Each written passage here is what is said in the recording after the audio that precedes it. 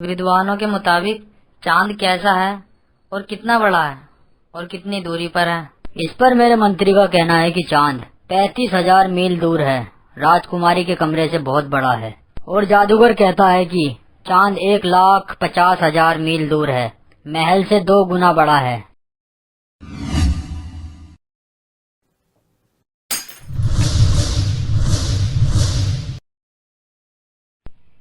एक बार की बात है, एक राज्य में एक नन्ही सी राजकुमारी रहती थी। एक दिन वो बहुत बीमार पड़ गई। डॉक्टर ने भी उसे देखा तो वो चिंता में पड़ गया। राजा साहब, मैंने हर दवाई दे दी पर रानी साहिबा पे कोई सी भी दवाई असर नहीं कर रही।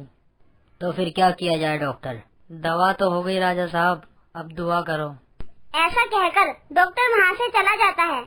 फिर राजा राजकुमारी से पूछता है, मेरी शहजादी, तुम्हें ऐसा क्या चाहिए जिससे तुम ठीक हो जाओ? बाबा, मुझे चांद चाहिए। अगर मुझे चांद मिल जाएगा तो मैं ठीक हो जाऊंगी। राजा के पास मंत्रियों और हाजिर जवाबों की लाइन लगी रहती थी, इसलिए राजा ने अपनी बेटी को हाँ कर दिया कि वो उसे चांद लाकर देगा। कुछ दिन यूं ही बीत गए। राजा ने कई हाजिर जवाबों से बात करी, लेकिन कोई भी इस बात के लिए नहीं माना। फिर राजा ने अपने राज्य के सबसे होनहार आदमी को बुलाया, जिसका नाम शेख मूसा था। क्या हुआ राजा साहब, आपने मुझे याद किया? हाँ शेख मूसा, हमने तुम्हें इसलिए बुलाया है क्योंकि हमारी शहजादी की तबीयत बहुत ज्यादा खराब है। तो राजा साहब, इसमें मैं शहजादी की क्या मदद कर सकता हूँ? मेरी शहजादी को चांद चाहिए और जब तक उसे चांद नहीं मिल जाता वो सही नहीं होगी। तो राजा साहब, विद्वानों के मुताबिक चांद कैसा है और कितना बड़ा है और कितनी दूरी पर है? इस पर मेरे मंत्री का कहना है कि चांद 35,000 मील दूर है, राजकुमारी के कमरे से बहुत बड़ा है। और जादूगर कहता है कि चांद 1,50,000 मील दूर है, महल से 2 गुना बड़ा है। और गणितज्ञ कहता है कि चांद 3 लाख मील दूर है और मेरे राज्य का आधा है। जब विद्वान ऐसा कह रहे हैं तो सच ही होगा।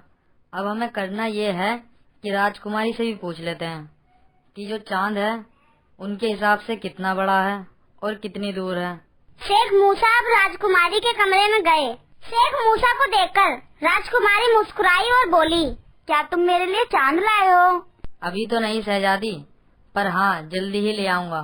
फिर शेख मूसा ने राजकुमारी से पूछा, अच्छा शहजादी बताओ, चांद कितना बड़ा है? अरे तुमको नहीं पता? चांद मेरे नाखून से जरा सा छोटा होगा, क्योंकि जब मैं अंगूठा चांद के सामने करती हूँ तो वो ढक जाता है।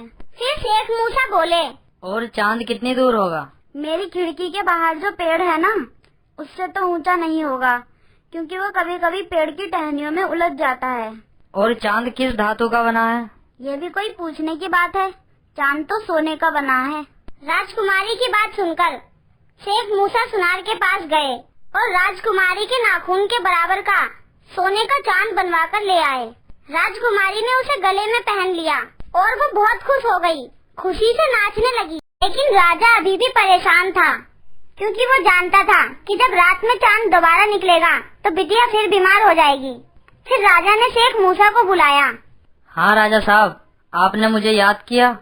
वो देखो शहजादी की खिड़की पर चांद चमक रहा है। अब वो देखेगी उसके गले में पड़ा चांद आसमान में चमक रहा है तो उस पर क्या बीतेगी। शेख मूसा चुपके से राजकुमारी के कमरे में पहुंच गए। राजकुमारी खिड़की से चांद को देख रही थी।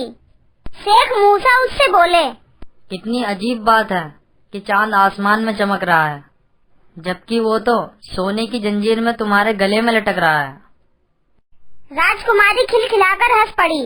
अरे तुम तो एकदम बुद्धू हो, इसमें अजीब बात क्या है? जब मेरा कोई दांत टूट जाता है तो उसी जगह दूसरा नहीं उगाता। शेख मूसा बोले, अरे हाँ, जानवर की सींग झड़ जाती है तो वो दोबारा आ जाती है। ये इतनी सी बात मेरी अकल में क्यों नहीं आई? लेकिन हमारी कहानी लोगों को पसंद आएगी या नहीं आएगी? क्या वो सब्सक्राइब करेंगे हमारे चैनल को?